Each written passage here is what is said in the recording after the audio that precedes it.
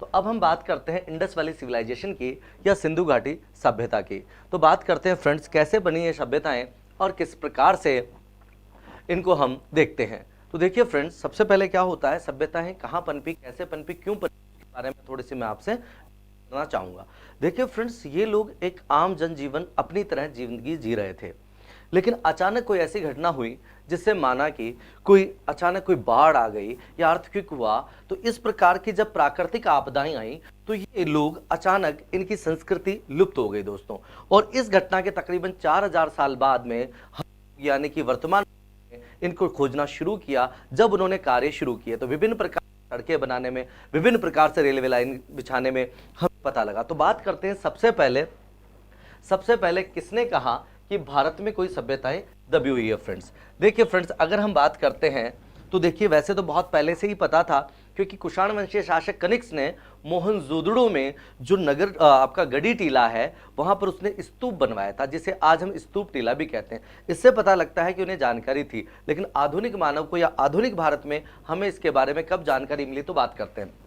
First of all 1826 AD 1826 ईस्वी में, कब, 1826 ईस्वी में एक व्यक्ति हैं जिनका नाम है मिस्टर चार्ल्स मेसन। तो ये चार्ल्स मेसन महोदय वो हैं जिन्होंने सर्वप्रथम क्या किया, इस सभ्यता की ओर ध्यान आकर्षित किया कि इस देश में, इस भारत में प्राचीन सभ्यताओं के अवशेष दबे हुए हैं। तो सबसे पहले चार्ल्स मेसन ने 1826 में सभ्यताओं के बारे में जानकारी दी। फ्रेंड्स इन्होंने कहा कि में कोई ना कोई सभ्यता के अवशेष, सिर्फ क्या किए इन्होंने, जानकारी दी। लेकिन चूंकि उस समय ब्रिटिश गवर्नमेंट ने इनकी ओर ध्यान नहीं दिया, इसलिए इनकी बात यहीं खत्म हो गई। उसके बाद इन्होंने 1842 में, 1842 ईस्वी में किसने, मेसन ने ही इसे समाचार पत्र में प्रकाशित कराया। फ्रेंड्स इस खबर को इन्होंने समाचार पत्र में दी ताकि लोग के प्रति अवेयर हो सके कि भारत में भी प्राचीन सभ्यताओं के अवशेष हैं, दबे हुए हैं। उसके बाद इसकी बात पर किसी ने ध्यान नहीं दिया दोस्तों। तो उसके बाद बात करें, को पता है लॉर्ड डलहौजी के काल में रेलवे लाइन शुरू हुई थी।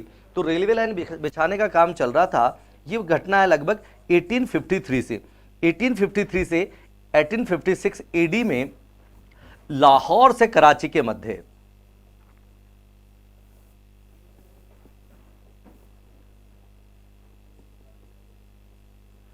लाहौर से कराची के मध्य क्या हो रहा था, रेलवे लाइन बिछाई जा रही थी। फ्रेंड्स तो ये जब रेलवे लाइन बिछाई जा रही थी तो उस समय दो भाई थे जिनको ये काम सौंपा हुआ था, और उनका नाम था, क्या नाम था, जॉन बर्टन,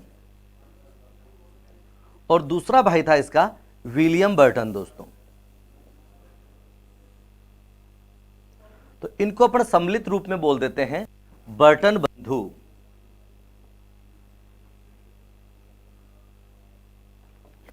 तो बात कर रहे हैं हम, देखिए 1853 से 1856 ईस्वी में लाहौर से कराची के मध्य रेलवे लाइन बिछाई जा रही थी।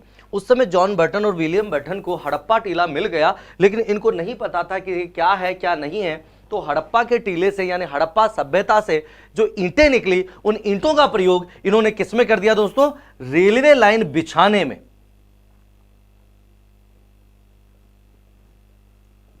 रेलवे लाइन बिछाने में हड़प्पा से प्राप्त ईंटों का प्रयोग किया गया। ठीक है, उसके बाद में हम बात करते हैं आगे।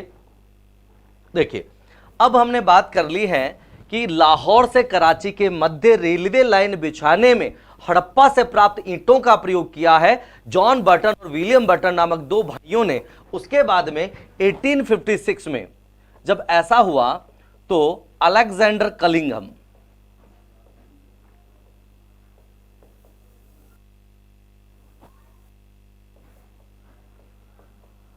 अलेक्जेंडर कनिंघम महोदय ने इस बात की पुष्टि कर दी कि अवश्य ही यहां कोई ना कोई सभ्यता के अवशेष दबे हुए हैं।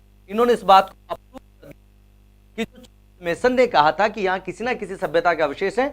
तो 1856 में अलेक्जेंडर कनिंघम ने इसका स्पष्टीकरण कर दिया, पुष्टि कर दी, अप्रूव कर दिया कि यहां कोई ना कोई सभ्यता के अवशेष अवश्य ही हैं। और इस मिस्टर कनिंघम के प्रयासों से ही भारत में, उस समय के भारत की बात कर रहा हूं मैं, जब ब्रिटिश हुकूमत थी उस समय भारत में क्या हुआ, भारतीय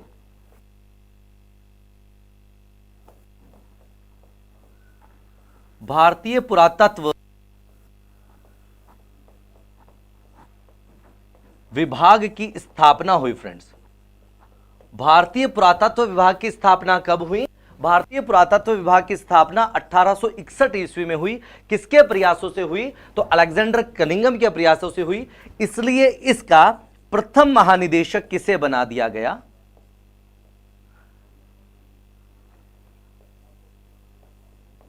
तो इसका प्रथम महानिदेशक बना दिया फ्रेंड्स किसको? Mister A Cunningham. ऊपर पूरा जा चुका है इसलिए यहां हम लिख रहे हैं ए कनिंघम।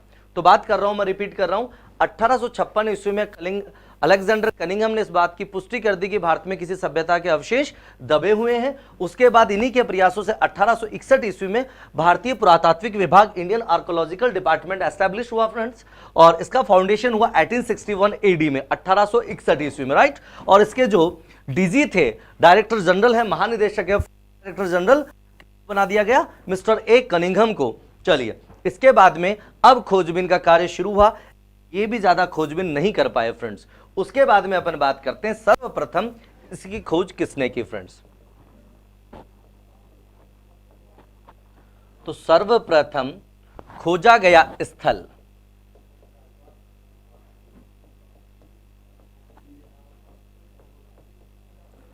तो सबसे पहला खोजा गया स्थल कौन सा था फ्रेंड्स?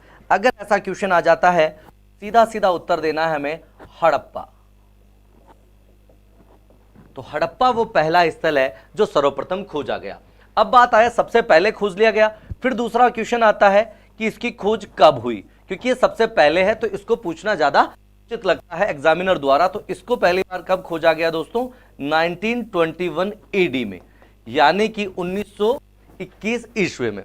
फिर सेकंड क्वेश्चन इसमें बनता है वो ये बनता है कि भारतीय पुरातत्व विभाग के महानिदेशक कौन थे, या यूं कहें किसके निर्देशन में इसको खोजा गया। तो इसकी खोज जब की गई उस समय भारतीय पुरातात्विक विभाग के महानिदेशक थे sir John Marshall friends, sir John Marshall, इनके निर्देशन में। अब बात आती है खोजकर्ता कि इसे खोजा किसने। देखिए, नेतृत्व तो इनका था, निर्देशन तो इनका था, पर खोज किसने की फ्रेंड्स? तो वो व्यक्ति हैं राय बहादुर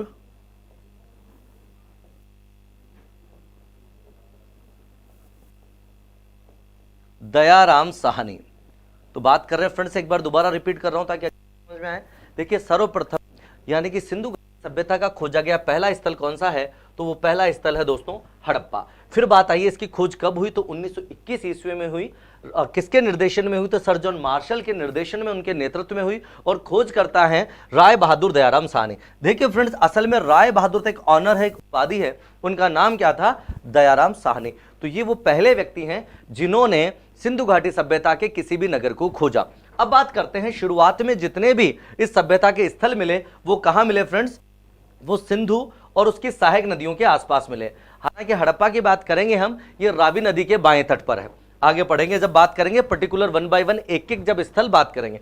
तो मैं भी बताना चाह रहा हूं कि इस सभ्यता का सबसे ज्यादा स्थल कहां मिले? सिंधु नदी के आसपास के क्षेत्र में। इसलिए सिंधु नदी और इसकी सहायक नदियों की घाटियों में चूंकि प्रारंभिक स्थल मिले, इसलिए इसका नाम क्या रख दिया गया फ्रेंड्स? सिंधु घाटी सभ्यता।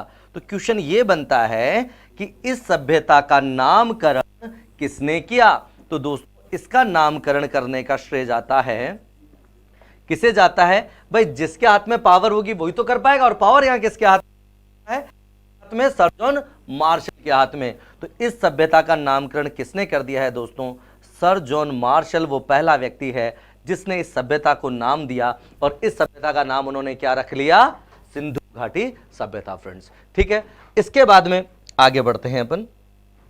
यहां तक याद रहेगा आपको? तो देखो, खोज हो गया पहला स्थल, ठीक है, नामकरण कर दिया हमने सिंधु घाटी सभ्यता।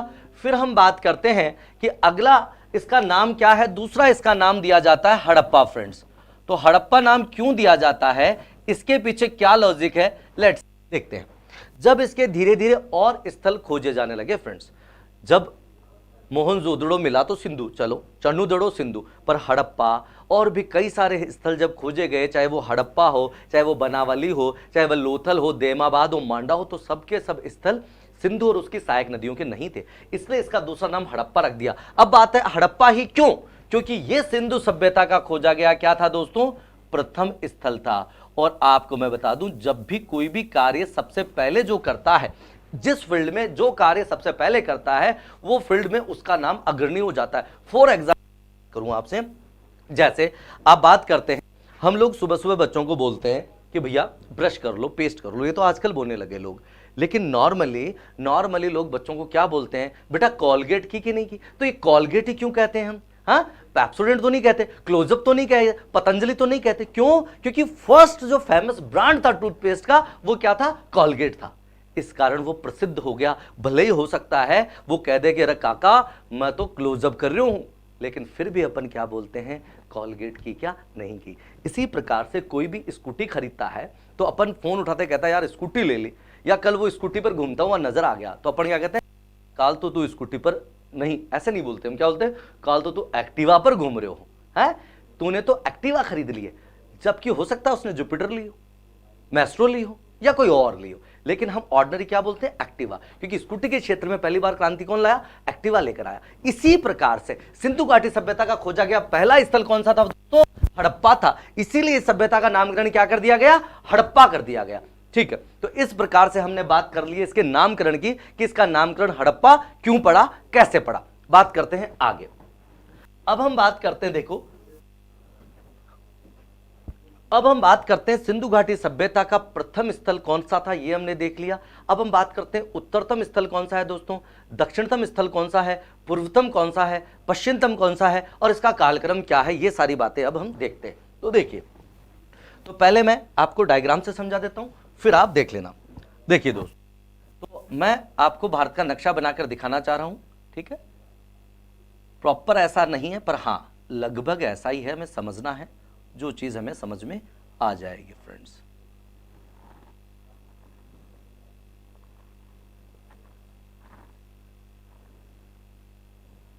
तो लगभग ऐसा है हमारा भारत फ्रेंड्स। तो मैं दिखाना चाह रहा हूं उत्तरतम बिंदु कौन सा है। तो देखिए उत्तरतम बिंदु है यहां पर, ठीक है? सिंधु घाटी सभ्यता जो भारत है उसका उत्तरतम बिंदु कहां पर है? इस जगह। अभी नामकरण कर लेंगे उसका दक्षिण इस जगह है दोस्तों, पूर्वतम लगभग यहां पर है, और पश्चिमतम बिंदु उसका इस जगह है फ्रेंड्स। तो देखिए, पहले मैं इसको आपको मिलाना चाहता हूं। तो इसकी आकृति वैसे तो हम बात करें तो एब्सोल्यूट प्रॉपर बात करें तो कैसी है? चतुर्भुजाकार है, पर अगर मैं लगभग बात करूं तो त्रिभुजाकार है। तो एक क्वेश्चन तो ये बन गया कि सिंधु घाटी सभ्यता की आकृति यानी शेप कैसी है फ्रेंड्स? तो इसकी आकृति है त्रिभुजाकार, अर्थात ये ट्राइंगल शेप में है। कैसे शेप में है? ट्राइंगल शेप में है। उसके बाद मैं बात करूं कि सिंधु घाटी सभ्यता का उत्तरतम स्थल कौन सा है, तो मैं यहां लिख रहा हूं फ्रेंड्स, उत्तरतम स्थल है दोस्तों मांडा। और मांडा कहां पर है? अखनूर, जम्मू कश्मीर, जैन, ठीक है? अखनूर जम्मू कश्मीर में। फिर दूसरा क्वेश्चन आता है, क्या आता है कि सिंधु घाटी सभ्यता का दक्षिणतम स्थल कौन सा है फ्रेंड्स? तो दक्षिणतम स्थल है देमाबाद। कौन सा है? देमाबाद। और देमाबाद कहां पर है? अहमदनगर। और अहमदनगर कहां है फ्रेंड्स? अहमदनगर है महाराष्ट्र में। तो ये हो गया। फिर हम बात करते हैं कि इस सभ्यता का कौन सा स्थल, पूर्वतम स्थल कौन सा है? तो मैं इधर लिख रहा हूं, पूर्वतम स्थल है आलमगीरपुर।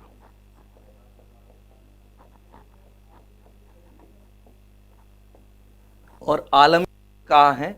मेरठ में। और मेरठ है उत्तर प्रदेश में। फिर हम बात करते हैं इसका कौन सा स्थल? पश्चिमतम। तो पश्चिमतम स्थल है, उसका नाम है दोस्तों सुतकांगेडोर। और ये कहां पर है? ये है दोस्तों बलूचिस्तान में। और बलूचिस्तान वर्तमान पाकिस्तान में।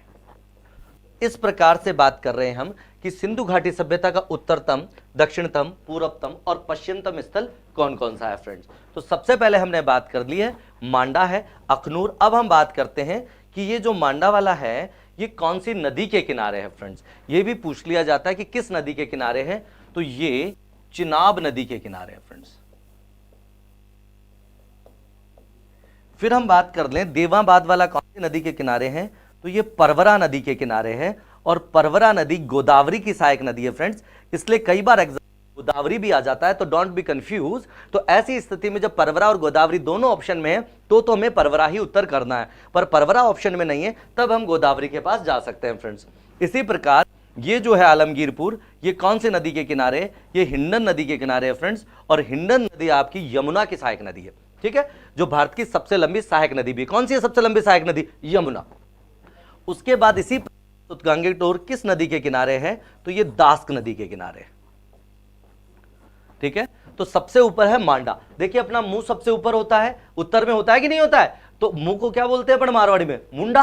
तो मुंडा से बना लो मांडा। और कश्मीर भारत के ऊपर में है ही, जम्मू कश्मीर, इसमें सोचने वाली बात ही नहीं है, ठीक है। और हमारा मुंडा अच्छा, किसी को अखरता भी है तो अखरते से बन गया हमारा अखनूर जिला, ठीक है। और मुंडे के नीचे चिन्ह होती है, चिन्ह से बना देते हम चिनाब नदी, ठीक है। उसके बाद में हम बात करते हैं पूर्वतम स्थल जो है आलमगीरपुर। समझ में आ रही है बात, कौन सा, आलमगीरपुर।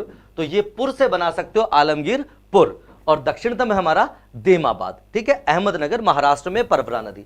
और पश्चिमतम है सुतगांगेडोर। अब मैं बात करना चाहूंगा इसी में कि हमारी उत्तर से दक्षिण तक लंबाई कितनी है और चौड़ाई कितनी है, ये सारा हम देखते हैं फ्रेंड्स। तो सबसे पहले अगर मैं बात करूं इसमें, तो यहां से लेकर यहां तक, यानी कि उत्तरतम बिंदु से दक्षिणतम बिंदु तक इस सभ्यता की लंबाई कितनी है फ्रेंड्स, तो 1400 किलोमीटर है। कितनी है, 1400 किलोमीटर। इसी प्रकार से इस पूर्वतम बिंदु से लेकर पश्चिमतम बिंदु तक बात करूं तो 1600 किलोमीटर है। यानी हम ये कह सकते हैं कि सिंधु घाटी सभ्यता की लंबाई से अधिक इसकी चौड़ाई है। लंबाई जो मांडा से लेकर देमाबाद तक है वो 1400 किलोमीटर है, और चौड़ाई जो आपके आलमगीरपुर से लेकर कहां तक है, सुतगांगेडोर तक है, वो कितनी है फ्रेंड्स, वो है 1600 किलोमीटर। तो इस आधार पर हम कह सकते हैं कि सिंधु घाटी सभ्यता का कुल क्षेत्रफल कितना है। अगर मैं एक्चुअल बात करूं बिल्कुल कितना है, तो 12,99,600। वैसे 607 बताया जाता है, पर ऑलमोस्ट 600 मान लें, 600 किलोमीटर स्क्वायर। तो किलोमीटर स्क्वायर कह दो या वर्ग किलोमीटर कह दो, ठीक है। तो 12,99,600 वर्ग किलोमीटर है। अगर मैं कहूं इसको लगभग, तो लगभग कितना हो गया फ्रेंड्स, लगभग 13 लाख वर्ग किलोमीटर स्क्वायर, ठीक है। तो ये क्या है, सिंधु घाटी सभ्यता का क्षेत्रफल है फ्रेंड्स। फिर भी अगर क्वेश्चन आ जाता है, उत्तरतम बिंदु आपका मांडा है जो जम्मू कश्मीर में है, अखनूर जिले में है, चिनाब नदी के तट पर है, लेकिन कुल सिंधु सभ्यता का जो विस्तार था फ्रेंड्स, वो मैं आपको बता दूं, वो 3 देशों में था। कौन कौन से देश थे, एक था अफगानिस्तान, एक है पाकिस्तान, और एक है भारत। हम वही स्थल पढ़ते हैं जो कहां पर है, पाकिस्तान और भारत में, क्योंकि जिस समय सभ्यता की खोज हुई थी फ्रेंड्स, उस समय से पहले ही अफगानिस्तान भारत में नहीं रहा था, इसलिए वही क्षेत्र पढ़ रहे हैं जो स्वतंत्रता से पहले कहां था, भारत में था। लेकिन फिर भी अगर पूछ ले कि उत्तरतम स्थान भारत के अतिरिक्त सिंधु घाटी सभ्यता का कहां था दोस्तों, तो वो था यहां पर, यहां मतलब अफगानिस्तान में, और उसका नाम है, इस जगह था, मैं ये बता देता हूं आपको, लगभग अफगानिस्तान में, और उसका नाम मैं यहां सीधी रेखा खींच रहा हूं, तो उसका नाम था दोस्तों शोर्तघुई और मुंडीगाग। अगर पूछ लें कि भारत के बाहर सिंधु घाटी सभ्यता का उत्तरतम स्थल कौन सा था फ्रेंड्स, तो वो था अफगानिस्तान में, वर्तमान में कहां पर, अफगानिस्तान में था, ठीक है। और उनके नाम है शोर्तघुई और मुंडीगाग, राइट। लेकिन भारत के अंदर उत्तरतम स्थल कौन सा था, मांडा था। तो ये हमारी उत्तर दक्षिण पूर्व पश्चिम की बातें हो गई है फ्रेंड्स, लंबाई चौड़ाई हो गई है, एरिया हो गया है, क्षेत्रफल हो गया है, राइट। अब हम नेक्स्ट टॉपिक की ओर बढ़ते हैं। अब हम बात करते हैं फ्रेंड्स सिंधु घाटी सभ्यता की, इंडस वैली सिविलाइजेशन की जो मुख्य मुख्य विशेषता हैं उनकी तरफ बढ़ते हैं फ्रेंड्स, ठीक है। यानी ये कैसी थी, तो स्पेशलाइजेशन की बात कर रहे हैं हम, विशेषताओं की।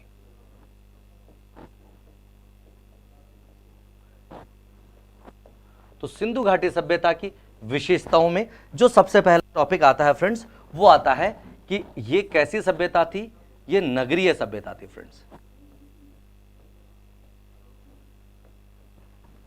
कैसी सभ्यता थी फ्रेंड्स, ये नगरीय सभ्यता थी। It's a urban civilization, right. एक होती है ग्रामीण रूरल और एक होती है अर्बन, तो ये कैसी थी, अर्बन सिविलाइजेशन थी फ्रेंड्स, ठीक है।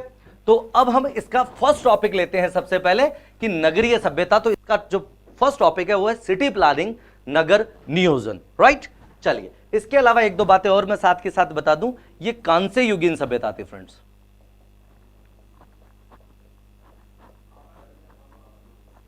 और तीसरी विशेषता मैं इसकी कह सकता हूं, ये मातृसत्तात्मक थी। तो हम विस्तार से बात करेंगे कांस्य युगीन पर जब हम अभी इसका आर्थिक जीवन पढ़ेंगे। फिर मैं बता दूं, देखिए मानव द्वारा ज्ञात प्रथम धातु क्या है, तांबा है। पर इस समय मानव को क्या मिल चुका था, तांबा तो पहले से ही मिल चुका था, ठीक है। लेकिन copper is a soft metal दोस्तों। तांबा एक मुलायम धातु थी, जिससे कुल्हाड़ी वगैरह बनाई, पेड़ वगैरह काटे तो इनको काफी परेशानी का सामना करना पड़ा, कुल्हाड़ी खुद ही मुड़ जाती थी।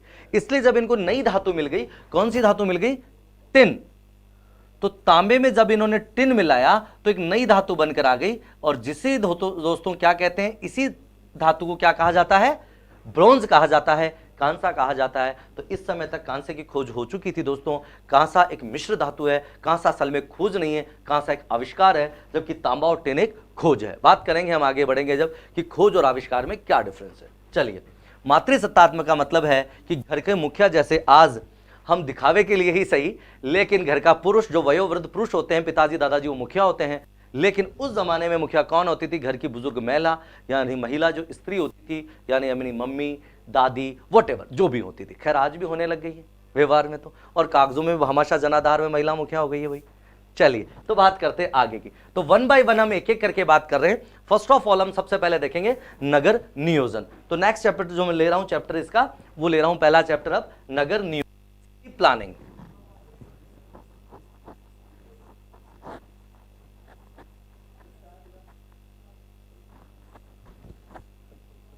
चलिए फ्रेंड्स, तो बात करते हैं नगर कैसे थे। सबसे पहले हमने बात पहले ही कर ली फ्रेंड्स, क्या कर ली कि नदियों के किनारे बसे हुए थे। तो माना कि ये कोई नदी है फ्रेंड्स, ये क्या है, नदी है, और नदी में ये पानी है भाई, ठीक। तो नगर मुख्यतः दो भागों में बटे हुए थे फ्रेंड्स। कौन कौन से, अभी समझते हैं फिर लिखेंगे। देखो, नगर का एक हिस्सा था पूर्व में, यहां मैं बना देता हूं, ठीक है। और नगर का एक हिस्सा था दोस्तों, कहां पर था, पश्चिम में, ठीक है। अब ये पश्चिम में है और ये पूर्व।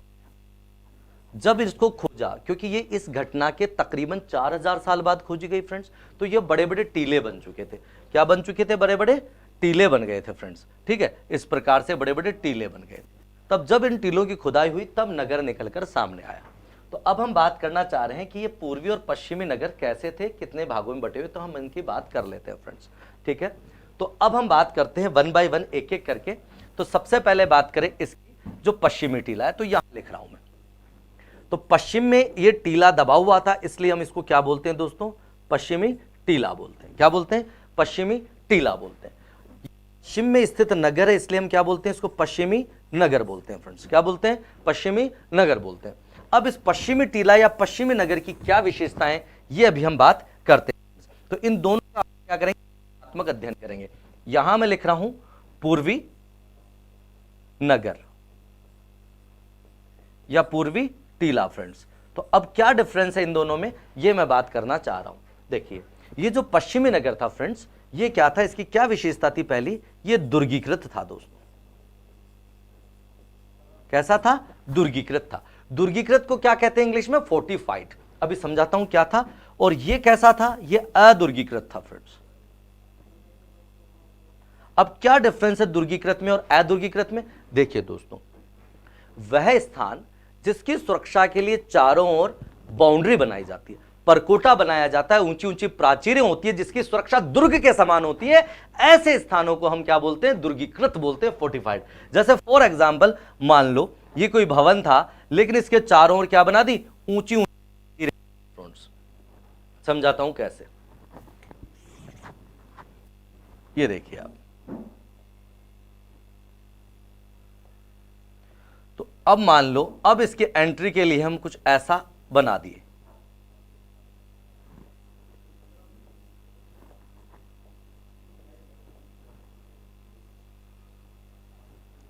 इसका गेट हो गया भैया। तो अब ये क्या है, ये एक फोर्ट है, ये एक दुर्ग है दोस्तों, ठीक है। इसके चारों ओर क्या है, बाउंड्री है, ऊंची बाउंड्री है। इस नगर में प्रवेश करने के लिए आपको इस दरवाजे से होकर गुजरना पड़ेगा, नहीं तो आप प्रवेश नहीं कर पाओगे। तो इसको कहते हैं हम दुर्गीकृत होना। तो ये वाला जो एरिया था पूर्व वाला, वो अदुर्गीकृत था और ये दुर्गीकृत था। ये बहुत बड़ी बात है दोस्तों। अब यहां के भवन, भवन जो हैं वो पूर्वी नगर की तुलना में, कंपैरेटिवली बात कर रहे हैं, भवन ऊंचे थे दोस्तों, और बड़े भी थे, वैभवशाली भी थे। जबकि यहां के भवन यहां की तुलना में कैसे हैं, छोटे हैं दोस्तों, और इनकी ऊंचाई भी कम है फ्रेंड्स। इससे क्या पता लगता है अपने को, सीधी सी बात ये पता लग रही है कि इस क्षेत्र में कौन रहता था, जो इस जमाने का उच्च वर्ग था, कुलीन वर्ग था।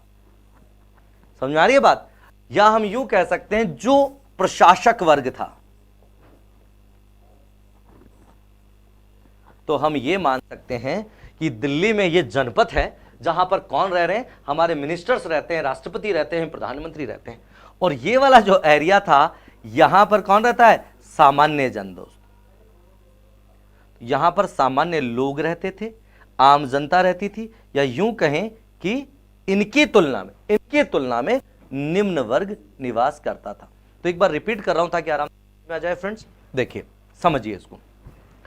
तो नगर दो भागों में बटा हुआ था, पश्चिमी नगर और पूर्वी नगर दोस्तों, ठीक है। पश्चिम और पूर्व दो भागों में बटा हुआ था।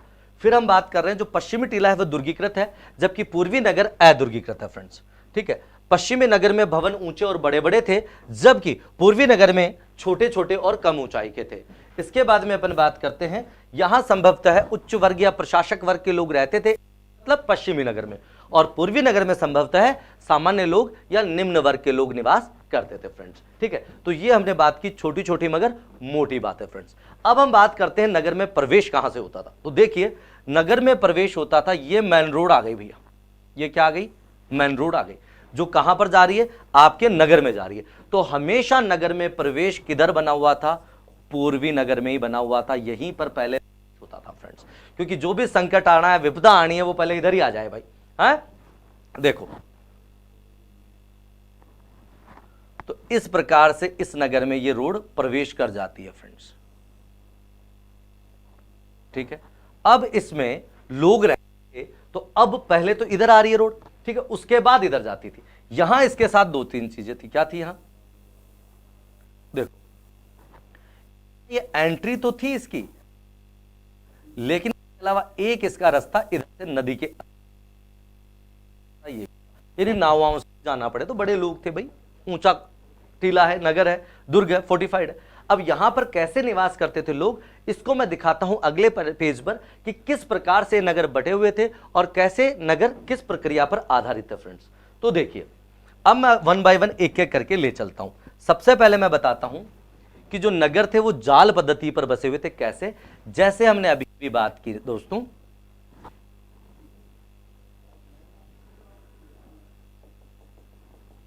तो पहले मैं एक एक नगर में चल रहा हूं, दोनों को समझने की बात है, एक ही बात है। तो अब मान लो हम यहां पर हैं, ठीक है, हम यहां पर हैं। अब आ गई है भैया, ये मेन रोड आ गई है, ये मेन रोड आ गई है। तो सबसे पहले तो क्वेश्चन आता है कि नगर में प्रवेश किस दिशा से होता था, सड़कें पूरब से पश्चिम की ओर थी, मेन रोड। अब उसके बाद यह सड़क नगर में प्रवेश कर चुकी है फ्रेंड्स, कहां आ चुकी, नगर में आ चुकी है, ये मेन रोड। अब हम बात करते हैं मुख्य सड़क है। अब इसको अन्य सड़कों से जोड़ने के लिए दोस्तों ये हमने एक पैरेलल दूसरी सड़क बना दी है, ये दूसरी सड़क बना दी। अब जहां ये सड़क इससे मिली, आप देख रहे हो एक चौराहा बन रहा है, पर यहां पर प्रत्येक जगह क्या हो रहा है, समकोण पर बन रहा है, चारों ओर समकोण है दोस्तों, है कि नहीं है, चारों ओर क्या है, समकोण है। तो अब हम समझ लेते हैं दोस्तों कि जहां पर भी सड़कें एक दूसरे को समकोण पर काट रही है, उसको हम क्या कहेंगे, ऑक्सफोर्ड सर्कल कहेंगे। समझाता हूं, देखो तो ये हमारा नगर था दोस्तों, यहां नगर में प्रवेश हो गई ये सड़क और इसको काट रही है। तो ये जो चौराहा है, इस चौराहे को कहते हैं दोस्तों ऑक्सफोर्ड सर्कल।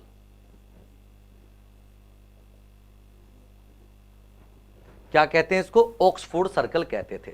ठीक है, अब इसके पैरेलल दूसरे जो सड़कें थी, जैसे अब इसको इससे जोड़ने के लिए और एक सड़क बना दी छोटी, यहां पर भी और एक सड़क बना दी छोटी। देख, ध्यान से देखना, समझ जाओगे आप। यहां और बना दी, यहां और बना दी। तो आप देख रहे हैं ये भी आपस में जहां काट रही है वहां क्या बन रहा है? समकोण बन रहा है।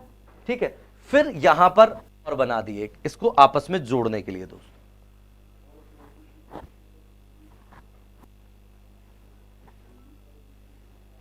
इस प्रकार से। तो अब आपको क्या ये नेट की तरह नजर नहीं आ रहा है, एक जाल की तरह नजर नहीं आ रहा है फ्रेंड्स?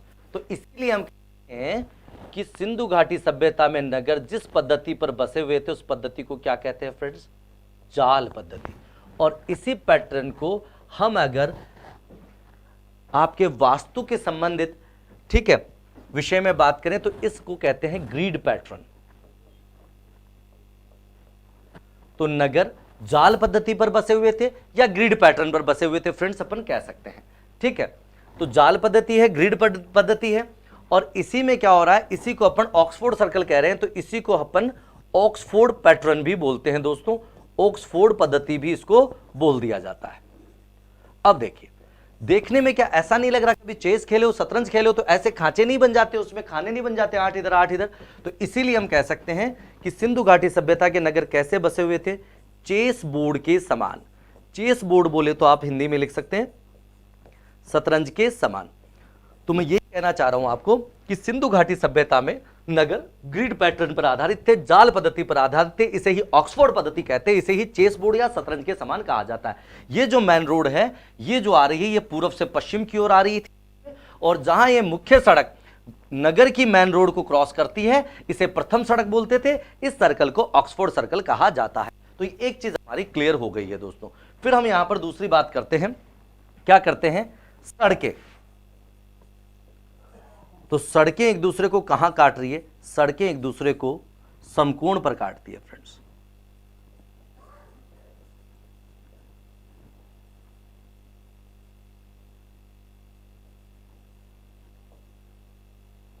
तो सड़कें एक दूसरे को कहां काटती है?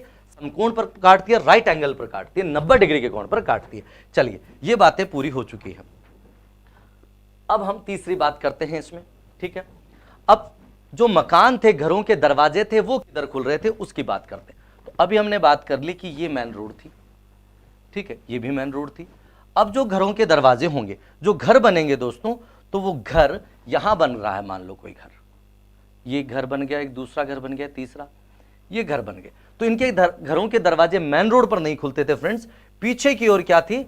छोटी गली थी यहां पर। तो घरों के दरवाजे इस जगह खुला करते थे। इसी प्रकार इसके अब दूसरी तरफ दूसरे घर बन जाएंगे। ठीक है, और इन सब के दरवाजे भी कहां खुल रहे हैं? इधर खुल रहे हैं।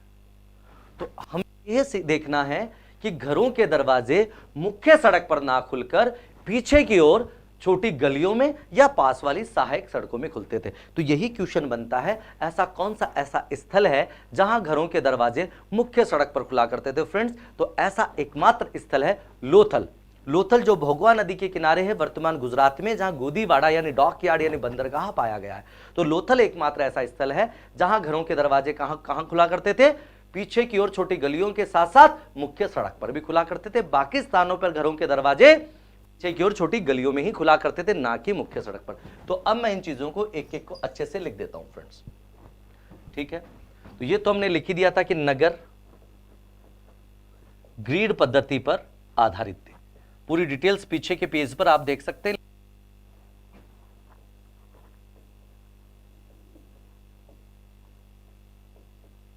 ठीक है, दूसरी लाइन, सड़कें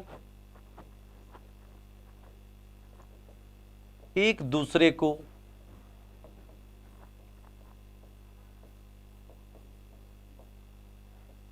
समकोण पर काटती हैं। ठीक है, तीसरी बात हम इसमें लिख सकते हैं,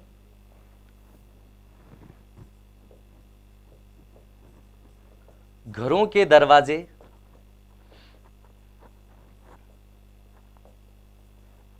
मुख्य सड़क पर ना खुलकर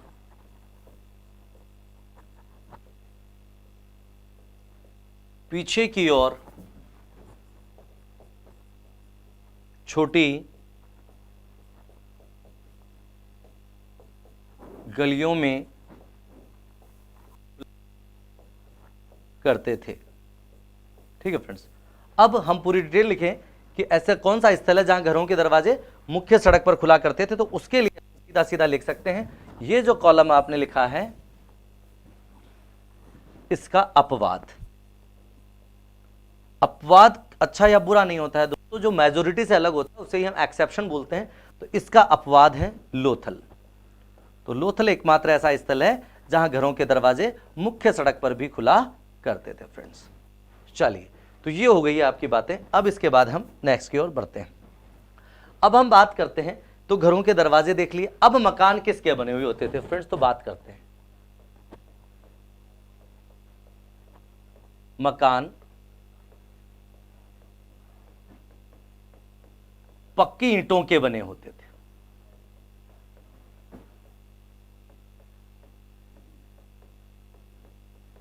मकान किसके बने हुए होते थे फ्रेंड्स, पक्की ईंटों के बने हुए थे। तो ईंटें दो प्रकार, ये कच्ची मिट्टी जो धूप में सुखाई जाती है, और पक्की ईंटें जो भट्टी में पकाई जाती है, यानी आग में पकाई जाती है। तो पक्के थे। अगर ईंट की साइज भी आपको जाननी हो और पूछ लें तो मैं बता दूं, अगर उसका रेशियो पूछे तो 4:2:1 ये रेशियो था। और एक्चुअल साइज की बात करें तो 10.25 × 5 × 2.25 इंचेस। ठीक है, ये यहां से प्राप्त ईंटों का आकार है दोस्तों।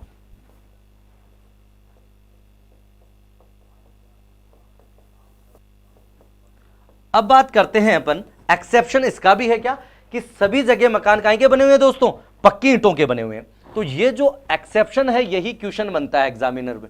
एग्जाम में यही पूछा जाता है कि ऐसा कौन सा स्थान है जहां मकान काहे के बने हुए, पक्की ईंटों के नहीं बने हुए थे।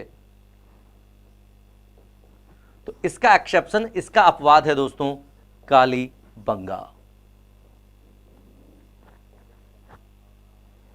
कालीबंगा कहां पर है वर्तमान में, राजस्थान के हनुमानगढ़ जिले में है दोस्तों। ठीक है, तो ये एकमात्र ऐसा सिंधु घाटी सभ्यता का स्थल है जहां पर मकान पक्की ईंटों के नहीं बने हुए थे, कच्ची ईंटों के बने हुए थे। इसीलिए सिंधु घाटी सभ्यता की कालीबंगा को दीनहीन और गरीब बस्ती के नाम से जाना जाता है फ्रेंड्स। नेक्स्ट की ओर बढ़ते हैं, आगे चलते हैं। अब में हम अगले पेज पे देख रहे हैं, क्या देख रहे हैं, ये तो होगी अब मकान पक्की ईंटों के बने हुए थे। अब हम बात करते हैं ड्रेनेज सिस्टम की, जल निकास प्रणाली की।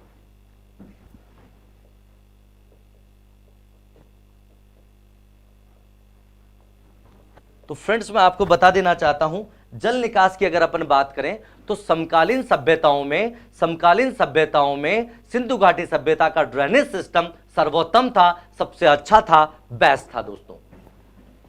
तो हम लिख सकते हैं, क्या लिख सकते हैं, जल निकास प्रणाली समकालीन सभ्यताओं में सर्वोत्तम, सबसे अच्छी थी फ्रेंड्स। चलिए, तो क्या थी जल निकास प्रणाली, देखिए देखते हैं।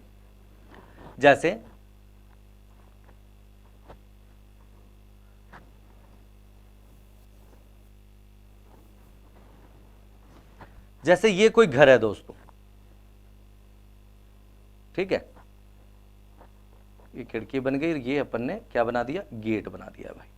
अब यहां पर क्या होता था, ये पानी यहां से निकल रहा है, इसको बोलते थे, जगह को जहां से पानी निकलता है इसको बोला जाता है मोरी। ये मत कहना वो क्या बोलते थे, वो नहीं बोलते थे कुछ भी, वो कुछ भी बोलते हो दोस्तों, हमें उनकी भाषा समझ में नहीं आई आज तक, इसलिए हम नहीं कह सकते उसको क्या बोलते थे, लेकिन इतिहासकारों ने इसको नाम दिया है मोरी। अब यहां पर जो सड़कें गलियां होती थी उनके सहारे सारे छोटी छोटी नालियां बना करती थी दोस्तों, इसमें से पानी बह जाता था। फिर उसके बाद में बड़ी नालियां, और ये पानी नगर से बाहर किसी बड़े गड्ढे में इकट्ठा हो जाता था दोस्तों। तो ये छोटी छोटी नालियों के द्वारा पानी जा रहा है, उसके बाद ये पानी इधर मुड़ गया, ठीक है, और उसके बाद नगर के बाहर किसी बड़े गड्ढे में मिल गया। तो बात ये है कि ये जो नालियां थी ये काहे की बनी हुई थी दोस्तों, ये भी क्वेश्चन बनता है। तो नालियां भी किसकी बनी हुई थी दोस्तों? नालियां भी पक्की ईंटों की बनी हुई थी।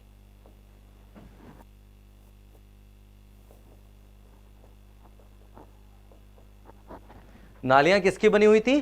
पक्की ईंटों की बनी हुई थी दोस्तों। तो अब इस बात का भी कोई एक्सेप्शन होगा? बिल्कुल है। आप समझ गए होंगे कौन सा है। कालीबंगा में हमने देखा कि पक्की ईंटों के मकान नहीं थे, इसका मतलब उनके पास पक्की ईंटों की व्यवस्था नहीं थी दोस्तों। जबकि यहां नालियां किसकी बनी हुई है? पक्की ईंटों की बनी हुई है। तो हम कह सकते हैं कि कालीबंगा एकमात्र ऐसा स्थल है जहां पर नालियां पक्की ईंटों की बनी हुई नहीं थी। तो अब बात करते हैं किसकी बनी हुई थी। अगर कच्चे मिट्टी की होती तो पानी के साथ बह नहीं जाते, इसलिए ये एकमात्र स्थान है जहां पर नालियां किस चीज की बनी हुई थी दोस्तों? तो यहां पर नालियां लकड़ी की बनी हुई थी दोस्तों, कास्ट से निर्मित थे। आपको मैं बता दूं, अगर उन नालियों को आप एक रोड से दूसरी रोड की तरफ ले जाना होता था तो बड़े बड़े पेड़ों के तनों को खोखला करके वो पाइप की तरह सड़क में नीचे लगा दिया करते थे दोस्तों। यानी टेक्नोलॉजी तो थी उनके पास थोड़ी बहुत, मस्तिष्क भी था, पर संसाधन नहीं थे दोस्तों।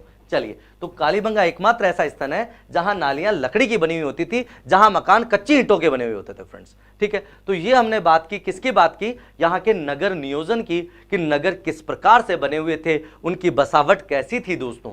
ठीक है, अब हम बात करेंगे अगले टॉपिक की, और अगला टॉपिक हम लेते हैं तो इनका सामाजिक जीवन।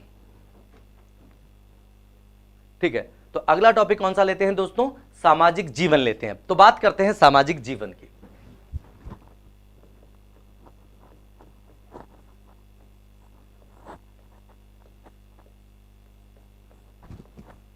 तो सिंधु घाटी सभ्यता के लोगों की जो सोशल लाइफ थी दोस्तों, हम उसके बारे में बात कर रहे थे। चलिए, तो सबसे पहली चीज हमने जो इसमें देखी है वो ये है, क्या है? परिवार मातृसत्तात्मक थे।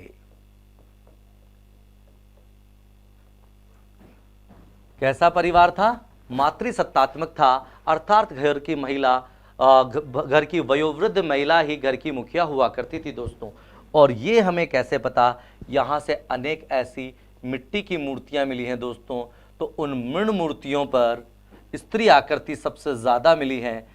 इस वजह से हम उन मृण मूर्तियों के आधार पर कह सकते हैं, मृण का मतलब मिट्टी से है। ठीक है, मिट्टी की, पकी हुई मिट्टी की मूर्तियों को टेराकोटा कला कहते हैं। तो यहां से जो मिट्टी की मूर्तियां मिली हैं उनके आधार पर कहा जाता है कि सिंधु घाटी सभ्यता कैसी थी दोस्तों? मातृसत्तात्मक थी, मातृसत्तात्मक थी। चलिए, दूसरी बात हम इसमें से कर लेते हैं। क्या है दूसरी बात? देख लेते हैं अपन इसमें दोस्तों। संयुक्त परिवार प्रणाली।